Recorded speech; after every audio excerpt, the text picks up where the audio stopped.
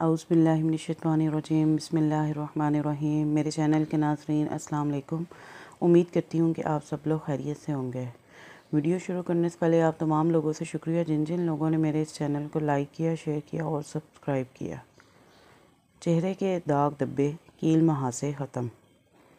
हर किस्म के सया या सफ़ेद धब्बे जो बदन या चेहरे पर पड़ जाते हैं, इनको दूर करने के लिए अक्सर नुस्खा ये है: किन्नू, माल्टा या संतरे का छिलका खुश्क करके पीस लें और रात के वक्त थोड़े से पानी में मिलाकर चेहरे पर मौजूद कील मुहासों पर लेप करें।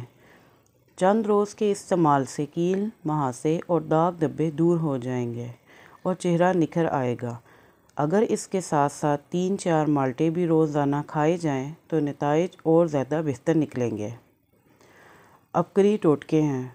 उम्मीद करती हूँ कि आप सब लोगों को अच्छे लगे होंगे। अगर आपको मेरे ये अबकरी टोटके अच्छे लगते हैं अबकरी मैगज़ीन से, तो मेरे इस चैनल को सब्सक्राइब करें, लाइक करें और मेरी वीडियो को शेयर करें। मिलते हैं नेक्स्ट वीडियो में। अल्लाह हाफ़िज़।